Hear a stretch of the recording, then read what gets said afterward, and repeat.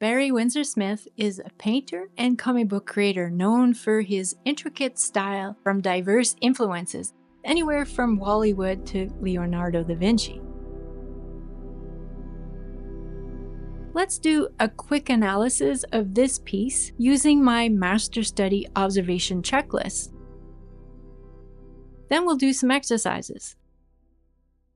The first and most important is to establish the source of light. You find the source of light by identifying the highlights and the darks on the picture plane. Look for the high contrast areas, where there is the least amount of value, so black or white. Here would be the top of Wolverine's head, his back and thigh are the highlights. For the darks, the right side of his feet and leg. But also, if we zoom in, there's more shadow on the right side of the other elements. It's important to find the source of light because it informs the cast shadows and how to plan the values. Is there more than one source of light? Sometimes there's a significant backlight or bounce light reflecting that affects the values. To confirm if there is a second source of light, look for the cast shadows. If they're mostly in a logical place, then there's only one source of light. There is a bit more shade on the left side of these prominent trees, which could indicate bounce light from the snow, but it's minimal and does not distract from the main subject. When you focus on lighting and shading, you can immediately see how the master created volume, giving form to shapes. Let's talk about this composition. Knowing where the horizon line is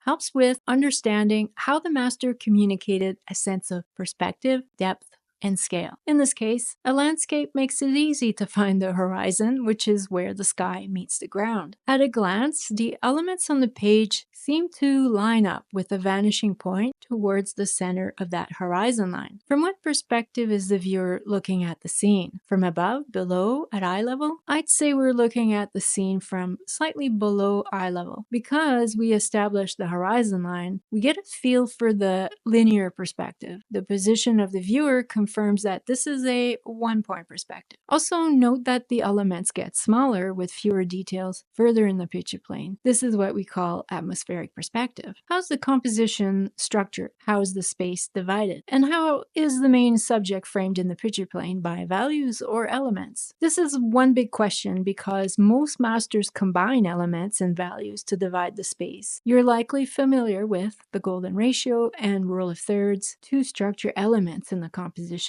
Such models are helpful when you're sketching concepts for layout to test out how to best frame the main subject. But we're looking at a final piece for clues of the structure used. That structure becomes almost obvious when you shift focus to the arrangement of values. Where do you look first in this image? The eye first lands on the main character, not only because of where he's positioned in the composition, but because he's rendered in high contrast tones with bold outlines and framed by lighter values. We're drawn to him because he's framed by negative space, and that space is framed by the trees, then the landscape. There's a nice play of vertical and horizontal lines. This is an effective composition. Master Barry Windsor-Smith succeeds in framing the subject with values, elements, and delivers on visual storytelling by leading the viewer to the area of focus. In the last section of my observation guideline, we look at the master's rendering techniques. What techniques were used to build the values? The master used line quality, so different line weights to build the values.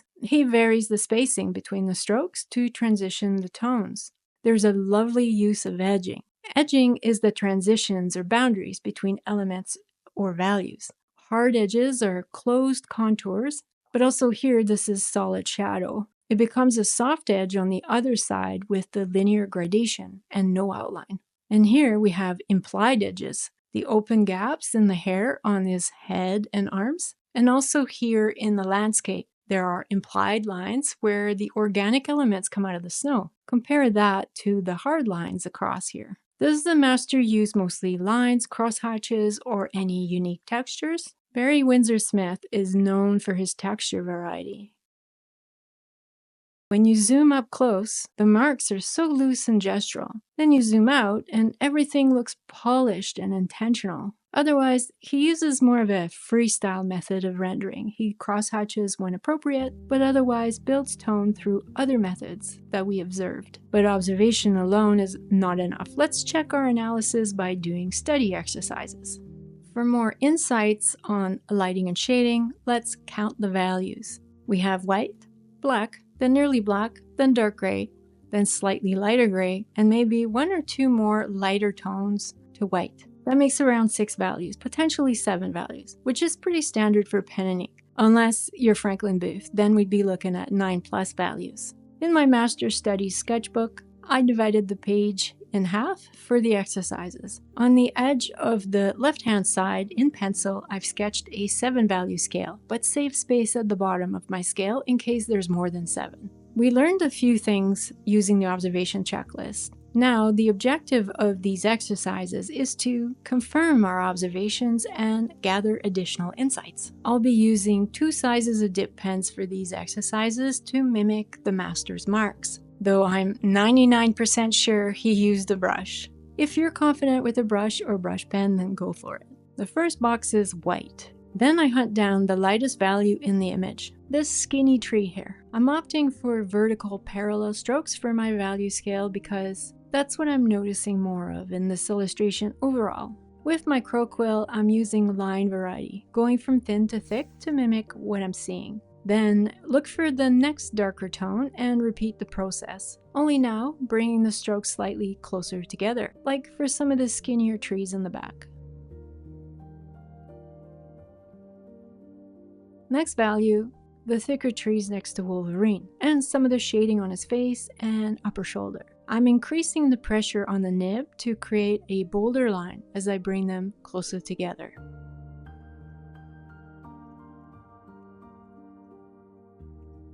Next darkest, I'd say the shading on his face, the shaded bicep on the viewer's right, and a bit on the legs.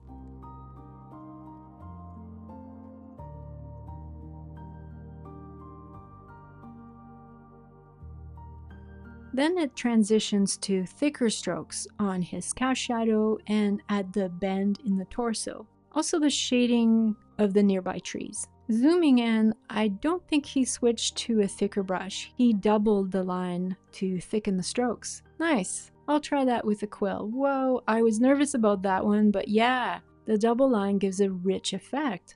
It's very close in tone to the value before, but that's actually a technique I observed with both Master Booth and Bernie Wrightson. I like it.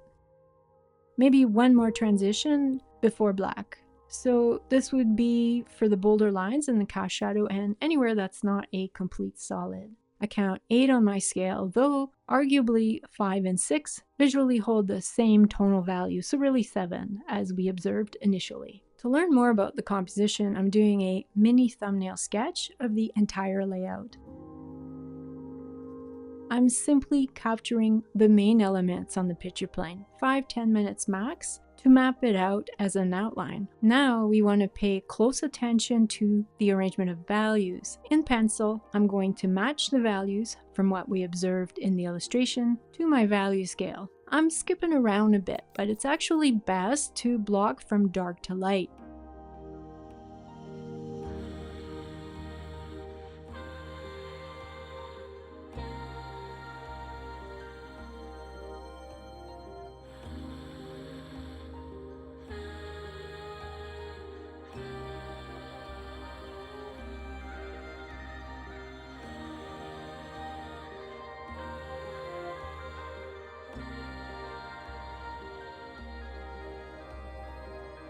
Also to use the same line direction as the master. You could use an inking tool for this exercise, but it's time consuming. Our aim here is to get a snapshot of how the master arranged the values. With the values in, we also get a clearer visual of how he framed the character with elements, as we observed in the analysis.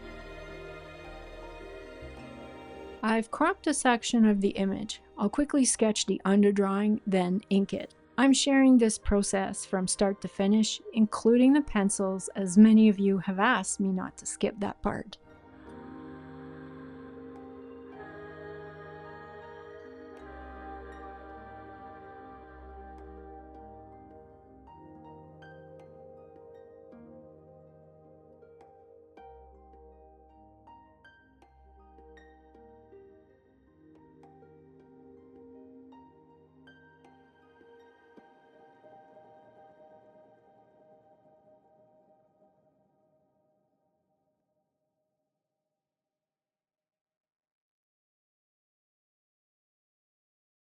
The purpose of a sample study, well, there are several things. You could copy the entire piece, granted that this is time-consuming. A great piece like this, executed at top effort using dip pens, would take me in the 10-hour range. That's time and energy I would prefer to invest in my original work. It's more efficient and less daunting to do a mini study of key sections of a masterpiece. My advice is to crop sections that will provide the best learning opportunity, not the easiest parts. I aim to keep the study balanced so it'll be challenging and achievable. The purpose then is to get a better feel for the master's technique and confirm your observations from the analysis. You can approach these studies with either specific objectives, something you're aiming to improve, or general learning. For example, as a result of doing the value scale exercise, I'm now intrigued by this double line technique, so I'm keen to explore this further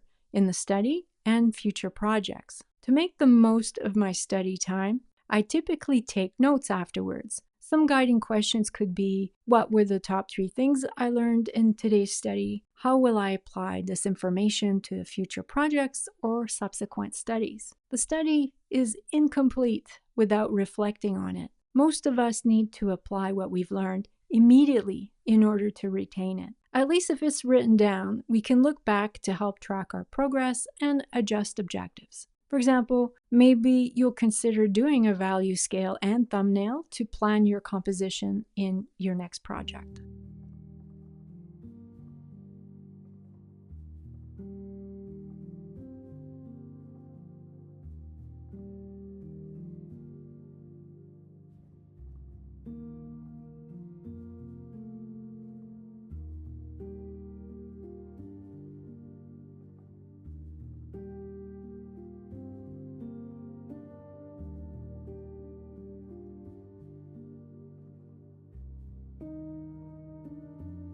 If you enjoyed this video, then you'll love my new course. It's a step-by-step process to study the works of master artists. By the end of the lessons, you'll have created a custom learning guide so you can confidently progress to more advanced projects. It's available on 2 types of learning platforms, or if you'd rather just get the workbook, it's available on my website. The links to the resources and the tools that I used in the video are in the description below. I encourage you to continue exploring the works of Master Barry Windsor-Smith. Thanks again for your continuous support. Subscribe for more, and I'll see you in the next one.